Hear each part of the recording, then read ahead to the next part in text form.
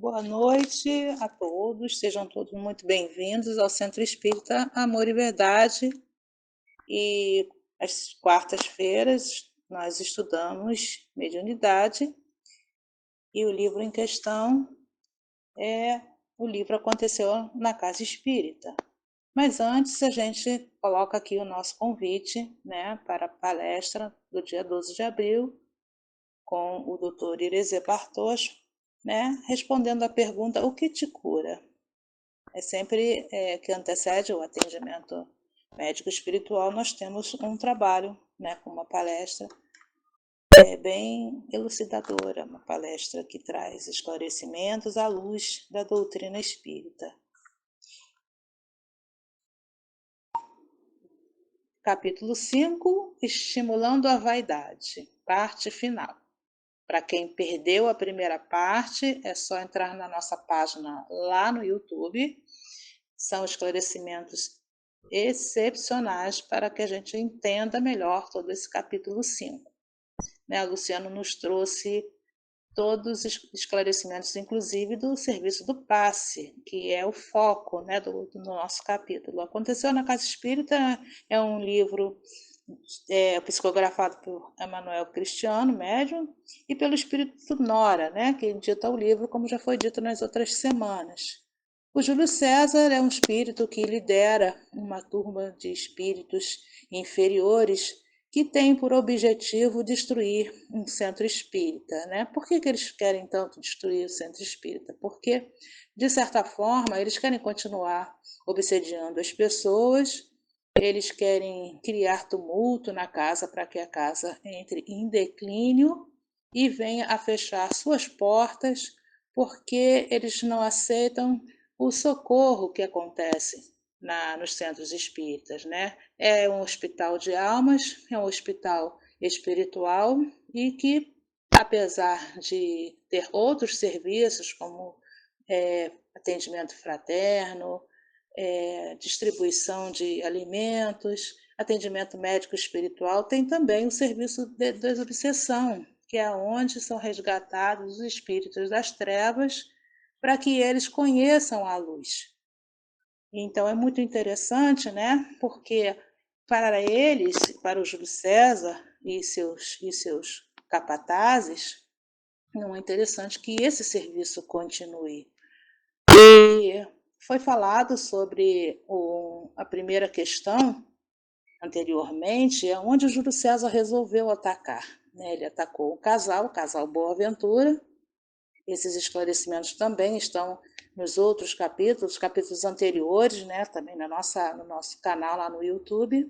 E ele teve muito êxito, como o Luciano colocou, ele teve muito êxito, houve comemorações com relação ao senhor, o esposo da Márcia, que uma espírita devotada, abnegada, dedicadíssima ao atendimento fraterno, e aonde o Júlio César achou que seria mais fácil alcançar um ponto fraco na Márcia Boaventura, era através do seu esposo, por ser protestante, religiões diferentes, conflitos fáceis de se causar, não é? E aí ele foi num tiro, entre aspas, num tiro certeiro e conseguiu, e ali ele comemora, e aí ele começa a falar sobre o próximo, o próximo alvo. Em próximo alvo aí aparece Maria Souza, tarefeira vaidosa. Daí o nosso título, Estimulando a Vaidade. Vai ser a vaidade dela que o Júlio César vai estimular, para que ela decline na sua tarefa, que é a fluidoterapia, como o Luciano explicou na semana passada. Vale a pena ver, volto a dizer, para poder entendermos um pouco mais. O atendimento fraterno, onde ele conseguiu atacar entre aspas, com êxito, os pensamentos do esposo da Márcia, o senhor Boaventura, ele foca no atendimento fraterno, que toda casa tem esse serviço de acolhimento, onde as pessoas que precisam de ajuda, que têm conflitos, que têm problemas e querem orientações, eles procuram a casa espírita para esse acolhimento. É um serviço de acolhimento que tem um grupo, né, voluntário que se capacita para tal, né, e essa pessoa é ouvida, de certa forma é consolada, é orientada. Essas pessoas buscam um esclarecimento e um apoio que não encontram em outros lugares, buscam nos centros espíritas. E a Márcia Boaventura, dedicadíssima a esse trabalho, sendo tendo as desavenças com o esposo, que discorda totalmente por ser protestante, né? Ela, a ideia é afastá-la da casa espírita, a casa espírita perder aí uma valiosa e abnegada tarefeira, assim como a Maria Souza, como nós vamos ver a seguir nesse fechamento de capítulo. Aí uma palhinha, um print, né, do próprio celular, né, da página, para quem ainda não conhece, para se inscrever, ativar o sininho para receber as notificações cada vez que entrar uma palestra, um estudo, o inscrito receber as notificações. Estudos Espíritas, SEAV, divulgação. Aqui o último parágrafo, né, do estudo anterior que o Luciano fez, que diz o seguinte: as entidades superiores sabiam de tudo e os acompanhavam discretamente, sem que, no centro, os inimigos da verdade pudessem percebê-las, permitindo assim a entrada livre, porém monitorada, de Júlio César e Gonçalves, que para os trabalhadores da casa espírita se converteriam em elementos de provas no campo dos ensinos de Jesus. Por quê? A casa espírita, o centro espírita, é uma escola espiritual. Então, Deus permite que aconteça? Aí fica aquela pergunta, mas como que Deus permite que um Júlio César da vida e o seu capataz Gonçalves entrem na casa espírita e tentem desarticular os tarefeiros, os trabalhadores, a fim de que essa casa encerre os seus trabalhos? É permitido? Sim, é permitido. Ali mesmo está escrito, né? Elementos de prova no campo dos ensinos de Jesus. E não pensemos que estamos desamparados de forma alguma quando esse tipo de invasão acontece na casa, de forma alguma. A casa é amparada por entidades superiores, sim, eles sabem de tudo, sim, e tem sempre uma forma de tudo se resolver, porque afinal de contas é um trabalho no bem, é um trabalho na luz, né? Então tem o amparo do plano superior. E assim, na nossa segunda parte, né, a gente tem a seguinte informação, né, quando eles penetram na sala de passe, né, o Júlio César e o capataz. No capítulo anterior, na primeira parte desse capítulo, foi bem esclarecido sobre o cuidado, né, o Luciano fala sobre o cuidado que eles tinham que ter quando adentrassem uma casa espírita, e principalmente na sala de passe, né, para não se deixarem influenciar pela diferença fluídica, né. A casa espírita é um ponto de luz, então as vibrações são sempre as melhores possíveis. Então, o Júlio César ele avisou bastante ao capataz dele para não se deixar levar por pensamentos, essas coisas. Aí eles sentem aí a diferença fluídica, as vibrações evidenciavam respeito e tranquilidade, como diz no texto, né? O aspecto físico, disciplina e serenidade dominavam o coração da maioria dos trabalhadores. Entidades amigas, quais enfermeiros espirituais, ladeavam os passistas a fim de ajudá-los na transmissão de energias refazedoras num trabalho cristão e anônimo. Essa gravura, né, que o Luciano trouxe também na semana passada, ele explicou bastante sobre essa questão aí da influência do espírito do colaborador no momento do passe, né, que ele faz um trabalho de transferência de energias benfazejas e através do médium essas energias chegam até os atendidos, chegam até os pacientes. Aí a Maria Souza desenvolvia vontade sincera em ajudar, mas o sonho de ser uma grande magnetizadora, uma extraordinária médium de cura, atrapalhava-lhe as boas disposições, pois o pedantismo lhe anulava as melhores intenções, impedindo-lhe a produção de sentimentos sublimes, ficando no comum das pessoas, sobrecarregando a equipe espiritual que, aproveitando apenas alguns poucos recursos magnéticos, fazia todo o trabalho. Maria Souza estava dando trabalho para a equipe espiritual, apesar de ter boa vontade para o trabalho, ela tinha essa tal brecha que o Júlio César tanto queria, né? A vaidade, o desejo de ser uma médium extraordinária de cura. Veja bem a palavra extraordinária, uma médium de cura. As coisas não acontecem como a gente quer, não é? As coisas acontecem conforme o nosso merecimento, conforme o nosso compromisso, né, que nós assumimos antes de reencarnarmos.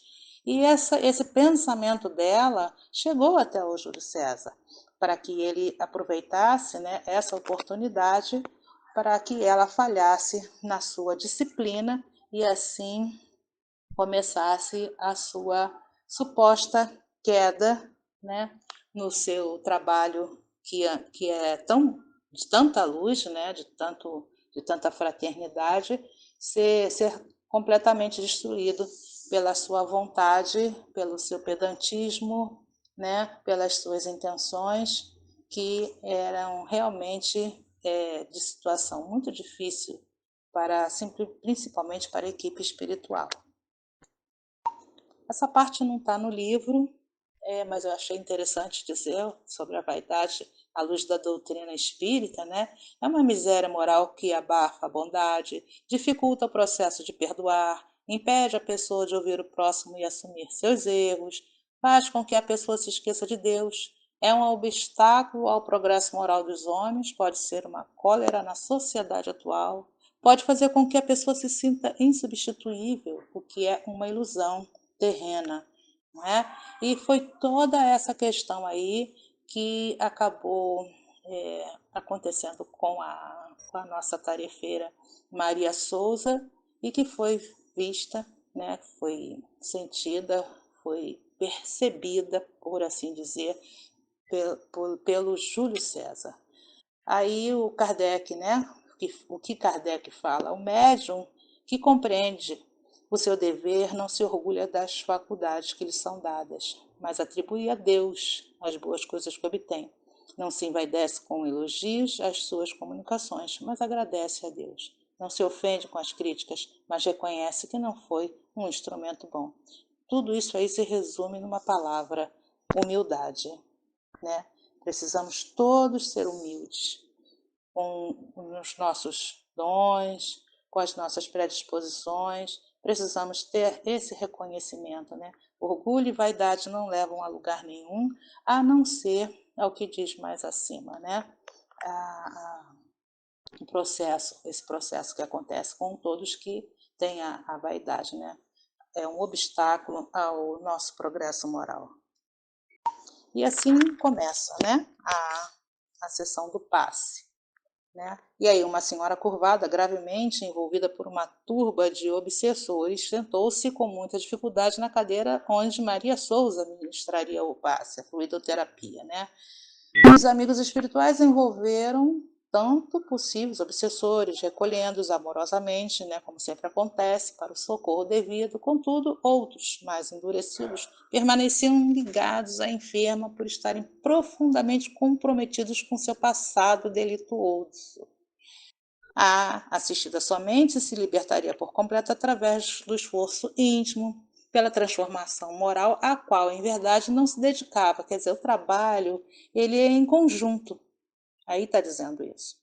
Não adianta a equipe espiritual se esforçar, os trabalhadores da casa espírita se esforçarem em ajudar. Se a pessoa não ajudar, né, o obsediado não ajudar, e com seus compromissos delituosos, seu passado delituoso, né, ela não se liberta. Ela pode se libertar provisoriamente, se liberta de alguns, mas outros virão. É preciso que o obsediado queira aceitar essa transformação moral. É preciso que ele se dedique, né? É preciso esforço. Senão continua tudo como está. Não adianta ir ao passe, não adianta tomar água fluidificada, e ele precisa fazer a parte dele. E aí Júlio César, analisando as vibrações do coordenador daquele caso, um coordenador, um espírito, né? Estava ali liderando aqueles obsessores daquela senhora. Júlio César analisou, viu aquele, notou pertencer à sua categoria espiritual, né? E viu, e após a conversação, as conversações preliminares, acrescentou. Aí vem o diálogo do obsessor, do chefe dos obsessores que estava com a senhora, com esta senhora, e vem o Júlio César, né? Querendo tomar o lugar dele, né? Para colocar o seu plano em prática. Aí é o seguinte, eles dialogam de certa forma, né? O camarada certamente me conhece, não? O amarelinho é o Júlio César. E o líder do outro grupo diz, claro, Júlio César, claro. O que quer de mim? Pequenos favores. Favores? De graça? Não, meu amigo, será recompensado. Digamos que será troca de gentilezas. Pode dizer o que é. Preciso que você e sua equipe abandonem esta mulher. O quê? Nunca. Será momentâneo, pela nossa causa, conhece meus superiores.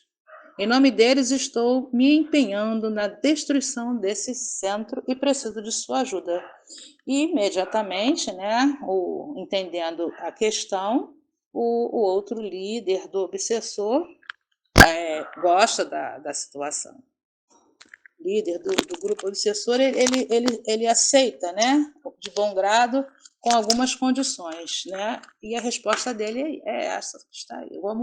Vamos lá. Ah, por que não disse antes? É para destruir esta casa maldita? Então tem todo o meu apoio, graças a este plano. Se esta criatura continua em pé, é por causa destas energias e das preces que tem recebido nesta odiosa instituição. Ele se refere à senhora curvada, né? Júlio, meu caro, terá toda a minha ajuda. Ficaremos longe dela. Vejamos, 6 meses, está bem? Nenhum dia a mais, está ouvindo? Mas em troca, após o vencimento deste prazo, você me cederá 20 trabalhadores dos seus bem treinados pelo tempo equivalente à minha ausência junto a esta infeliz. O que me diz? E o Júlio César responde, negócio fechado.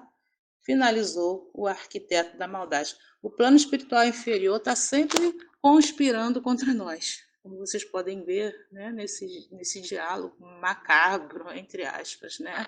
Estão sempre conspirando contra nós e ai daquele que deixe brechas. Mas somos falhos, somos seres humanos e somos falhos. Precisamos estar sempre vigiando e orando e providenciando para que essas brechas jamais sejam abertas. Enquanto o passe era transmitido, os espíritos perseguidores daquele caso saíam silenciosamente, isto é, conforme foi tratado, né? Eles saíam e quem toma conta da situação é o Júlio César e toda a sua equipe. Os amigos espirituais, atentos, como sempre, né? Também se retiram discretamente, aproveitando a trégua interesseira dos malfeitores, para tentar libertá-los da ideia de maldade e vingança. Mobilizaram então equipes socorristas, conseguindo encaminhar muitos adversários para o intercâmbio espiritual. Porém, a mulher que adentrou a sala, curvada, recuperava a postura correta como que de imediato, readquirindo certa vitalidade. Quando se viu liberta daquelas influências, no desejo de agradecer, agarrou a mão da passista Maria Souza, beijando-a e lançando estas palavras de gratidão. Era tudo que o Júlio César queria. Essa senhora, com essa atitude, ajudou a exaltar a vaidade da Maria Souza. Não é? É claro que a gente fica a se perguntar, né? Como é possível que a cura se realize através de obsessores? Se os obsessores envolveram a Maria Souza, como é que essa pessoa podia se sentir melhor? Né? Os benfeitores espirituais afastaram aqueles inimigos, né, dessa senhora, e ela, claro, sim, se sentiu melhor, né, se libertou das influências, e aí fica essa cura aparente, como foi dito na semana passada, sobre a cura aparente e momentânea que um obsessor pode causar. Isso tudo estava dentro dos planos do Júlio César, não é? Ela se sentir melhor e toda a fama cairia sobre a Maria Souza. E foi o que aconteceu, né? Aí a senhora abraçada às mãos dela, agarrada com as mãos dela, a beijar as mãos dela e continua, né? Exaltando a vaidade da médium. Deus abençoe a senhora, sua mediunidade é fantástica, agora eu sei, estou livre, você é uma santa. Né? Estas atitudes da assistida romperam as normas de silêncio e discrição que a casa espírita solicitava, tumultuando momentaneamente o trabalho. O dirigente encarnado aproximou-se, contendo os excessos, imprimindo ordens e disciplina no ambiente. Júlio César, né, vitorioso, acompanhou o trabalho de Maria Souza durante várias semanas, fazendo com que casos semelhantes a estes fossem repetidos. Para isso oferecia cargos, favores e retribuições aos obsessores, provocando nela a certeza de que finalmente havia desenvolvido a faculdade de cura. Ela estava convencida realmente de que ela tinha a fantástica faculdade de cura que ela tanto queria. Em pouco tempo, certos cooperadores deixaram-se envolver e contaminar pelo ciúme, inveja, intolerância, não é? É o que acabaria acontecendo, né? Nossa, ela está se achando a melhor de todas, né? A última bolacha do pacote, como diz no ditado popular, né? Maria Souza se tornara-se valioso instrumento de atuação do obsessor-chefe que a envolvia nestes pensamentos. Vejamos. Por estas palavras aí, nós vemos perfeitamente aonde se reconhece o grau de evolução de um espírito. É pelo seu vocabulário. Olha o vocabulário que ele usa, né, penetrando nos pensamentos de Maria Souza. Você realmente é médium de cura e eu sou o seu médico, seu mentor. Estamos nos colocando à disposição para um novo trabalho nesta casa. Desejamos desenvolver aqui grandes trabalhos de cirurgia espiritual. Você será famosa. Seu nome será divulgado largamente e todos haverão de respeitá-la. Entretanto, muitos invejosos desejarão tirá-la da missão. Por isso, afaste-se daqueles que quiserem analisar as suas produções. No resto, conta conosco. Todo um envolvimento através do pensamento, né? E que foi fácil para o Júlio César. Agora, reconhece-se pelo vocabulário o tipo de espírito comunicante. Ele ali falha, a falha dele é grande. Ela deveria prestar atenção nessa fala dele, quando ele diz que ela será famosa, que o nome dela será divulgado largamente e todos haverão de respeitá-la. Um espírito superior, um espírito benfeitor, jamais falaria esse tipo de coisa para um médium. Né? Muitos invejosos desejarão tirá-la da missão, por isso afaste-se daqueles que quiserem analisar as suas produções. Veja bem, mais uma fala, né? Toda essa frase, todo esse parágrafo, dá para a gente perceber que esse vocabulário jamais poderia vir de um espírito benfeitor. Há de se convir que a médium já estava atrelada, né, algemada a este malfeitor espiritual, né? A médium curadora, entre aspas, né, contaminada pela presunção, já espalhava aqui e acolá suas novas capacidades, e em pouco tempo os assistidos já disputavam uma vaga junto à sua cadeira para receber os passos curadores. Na sala, a competição estava instalada. Vários companheiros invigilantes caíram na armação das trevas, esquecendo-se de que o trabalho em qualquer área solicita discrição e fraternidade. Alguns perdiam-se na indignação, afirmando que a curadora, na realidade, era anímica, vaidosa, orgulhosa e deveria ser banida do grupo. Outros formavam pequenos grupos em favor da passista fascinada, além das fofocas que percorriam a galope os corredores. Era o início de uma séria perturbação espiritual que daria muito trabalho à diretoria doutrinária do centro, tanto a diretoria doutrinária encarnada como a desencarnada. Então, estava formado aí o desequilíbrio entre os trabalhadores da fluidoterapia, como Júlio César queria que acontecesse, infelizmente, não é? Falta de vigilância da parte dos tarefeiros. Espiritualmente, Júlio César permanecia eufórico, porque agora já havia lançado dúvidas e problemas entre dois importantes departamentos, o do atendimento fraterno e o da fluidoterapia. O processo dedicado à destruição da casa espírita prosseguia.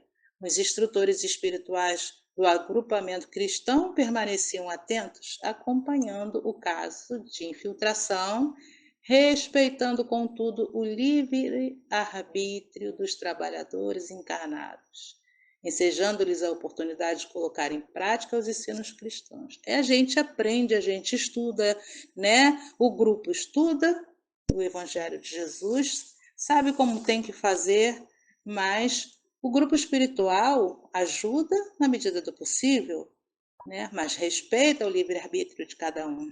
A escolha de se deixar levar pela obsessão é totalmente daquele que se deixa levar, né? É a falta de vigilância que abre portas para que eles atuem.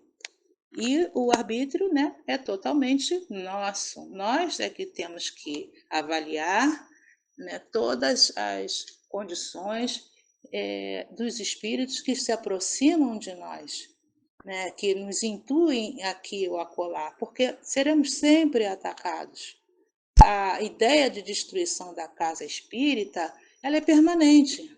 Desde que o espiritismo começou a trabalhar com a desobsessão, com o intuito de mostrar a luz, o caminho do bem, o caminho de Jesus para esses pobres espíritos que a gente costuma chamar de doentes, né? Espíritos enfermos de verdade.